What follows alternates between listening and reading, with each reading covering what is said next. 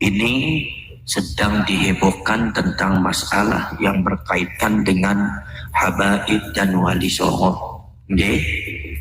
Jadi hendaknya panjenengan hati-hati dan panjenengan jangan sampai terprovokasi oleh siapapun. Yang penting kalau kali panjenengan jaga kesatuan dan persatuan sebagai rakyat Indonesia, jaga kesatuan persatuan sebagai sebagai tiang Islam, tetap merajut ukhuwah Islamiyah. Para syarikh, para rabu, para sedulur, memang ada sebuah pergeseran nilai, yaitu adalah dari mulai ajaran ingkang dipun ajari dumateng wali songo lan anak keturunannya dumateng rakyat Indonesia, kali tiang-tiang ingkang disebut klan Ba'ali atau sing dikenal marang wong Tegal niku adalah para habaib. Iku memang ono beda, ada pergeseran. Pergeseran ini pun diantawise poros dulur adalah dari segi mentalitas. Mentalitasnya nopo? Ya niku adalah mentalitas karakteristik yang sangat nopo namanya garis Islam sing disebut garis Islam keras. Niku para dulur, beberapa oknum habaib niki melahirkan satu garis-garis Islam keras dengan cara-cara yang tidak toleran dan sangat jauh dari cara-cara wali songo. Maka dari itu mereka sangat merubah dan mempengaruhi mentalitas daripada rakyat Indonesia. Bila para dulur timbul akhirnya nopo, ada beberapa masyarakat sing senengnya sholawatan, sing senengnya tahlilan, seneng ziarah, tapi ngelek-elek NU. Zaman Assalamualaikum nggih, ngelek-elek NU, ngelek-elek KNU, ngelek-elek ulama, bahkan ada sebagian yang seolah-olah menghina wali songo, seolah-olah wali songo itu berada di bawah tingkatan para habaib. Nah ini sudah mulai bergeser ini. Kemudian juga para dulur, padahal gisain atau seumpami wonten mali pergeseran mali. Zaman rumiyin pancet dengan senengnya barzanjian, burdahan, seniki sing kata malah roti burhadat, roti tul atas, roti pasakron, mali wonten mali seumpama sing tuduroran. Niku mboten apa-apa, insya Allah dari segi mentalitas seperti itu sih, masalah bacaan ini mboten jadi masalah. Tetapi artinya kalau dilihat dari perjalanan sejarah keislaman ada bergeser. Wone masyarakat Tegal senengnya barzanji, saiki barzanji sorarana diganti sing tuduron. Ini adalah sedikit banyaknya adalah pengaruh daripada para habaib. Artinya habaib ini para syaikhul sangat mempengaruhi mempanjat dengan sedoyo. Maka dari itu pengaruh saya boten usah dilangaken. Tapi nek pengaruh boten saya naiki yang harus dicermati. Sebab pulau kabeh yang NU niku mengedepankan akhlakul karimah, mengedepankan satu cara-cara sistem dakwah Islamnya secara persuasif napa ingkang dipun kenal rahmatan lil alamin. Nah niki jangan sampai tergeser. Itu jangan sampai tergeser. Para dulur, apalagi zaman sekarang itu para beberapa daripada Ba'alwi ini ada satu karakteristiknya dari sejarah ke sejarah itu adalah karakteristiknya adalah mengklaim. Suka mengklaim dan memonopoli, contohnya memonopoli seolah-olah mereka adalah paling islami. Pokoknya kiai Tegal sing pribumi apa maning sing ora duwe jenggot terus ora islami. Bidunil jenggot walal gotep niku. Niku nganggo udum-udum ora pantes, nganggo sorban kedawanan, nganggo gamis kaya penampakan. Lagi sing model kaya wis to kiai bid'ah sing model-model dianggap ora bener, wis tidak islami. Jadi memonopoli simbol-simbol, nilai-nilai seolah-olah mereka lah yang paling islami. Asumsi masyarakat itu para rasul dimasuki dengan cara-cara semacam itu. Sehingga nek Kyai NU ngomong kados Kang Said ngomong ya wis ora diopeni mari sampean. Nek sumpah Ki Ma'ruf ngomong itu ora diopeni marang sampean. Lah wong panjenengan niku langkung ngrongkaken omongane habaib sing kadang-kadang tajwid Al-Qur'ane ora bener. Tapi ini Ki Ma'ruf Amin sungguh alim orang mung Quran. Ya alim, ya hafid Quran, ya ahli fiqih, ya putwe kayak Nabi Banten. Tapi kenapa jenengan sudah diracuni oleh beberapa masukan-masukan daripada kaum Ba'alwi untuk sehingga panjenengan itu artinya kurang ngergani tentang Ki Ma'ruf itu. kurang regani wonten dumateng Kang Said. Nah ini pergeseran ini yang harus kita perhatikan.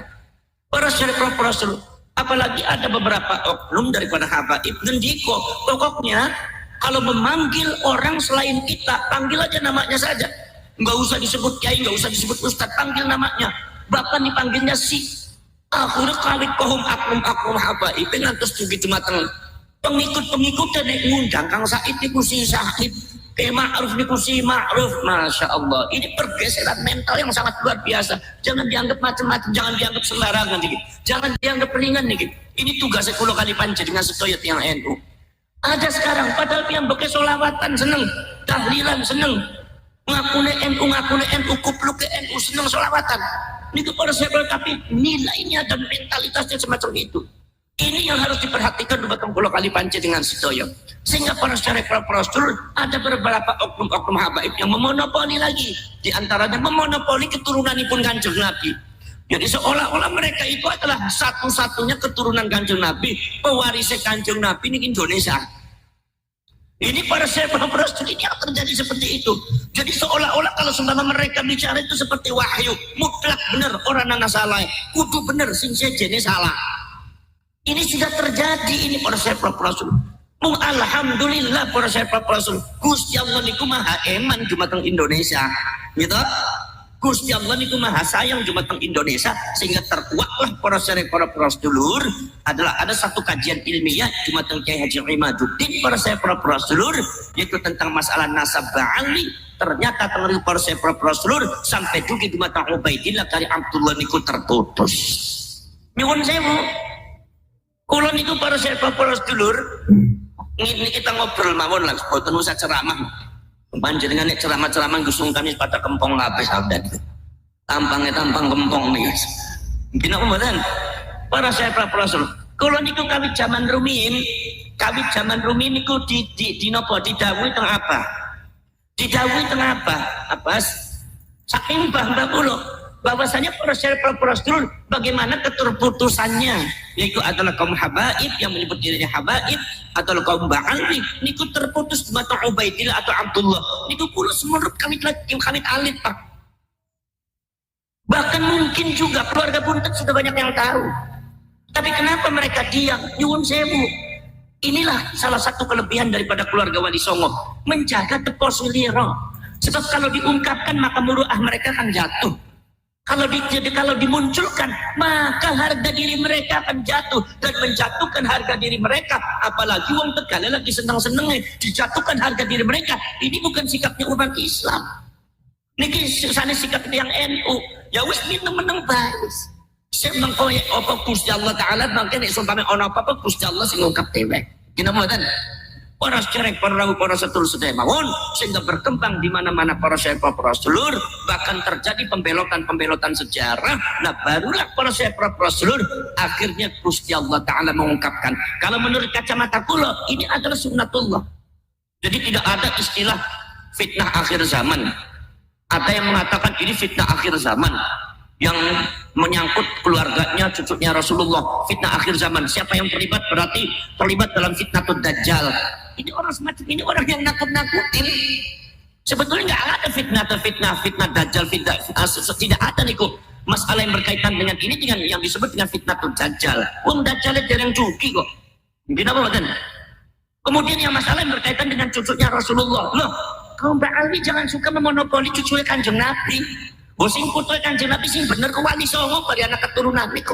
Malah kaum Ba'ali sing disebut habaib niku malah terputus. Ubaidillah sampai Abdullah niku kawit ratusan tahun yang lalu tuh sudah ada masalah itu. Jadi sebetulnya bukan kayak Imaduddin yang mengawali, dari dulu sudah ada. Dari mulai zamannya Imam Fakhruddin Ar-Razi mengatakan bahwa Said Ahmad Al-Muhajir tidak punya anak yang namanya Abdullah, tidak punya anak yang namanya Ubaidillah, anaknya hanya 3. Lagi para syarif rasul Muhammad, Husain dan Ali sudah. Setelah itu nggak diakui, siapapun nggak diakui. Makanya para syarif rasul pada waktu abad ke-13 Masehi, yaitu pada waktu abad ke-13, niku Syarif Abdul Rafiq sebagai penguasa daripada Mekah.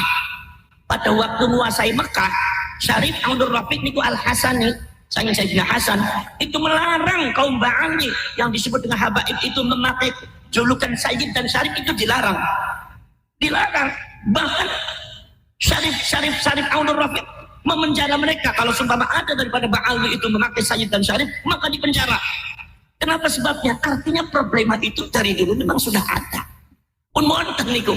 Terus bukan Ki Imaduddin yang mengawali. Jadi kalau seumpama di Tegal ada yang mengatakan gara-gara Ki Imaduddin, oh bukan.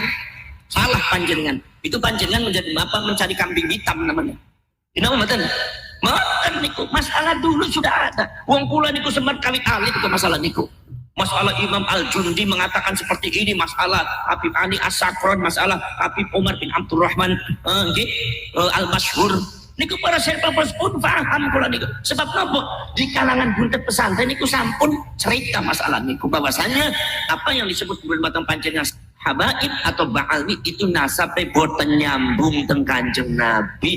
Mung boten diungkapaken niki saking apike Kyai NU ngono.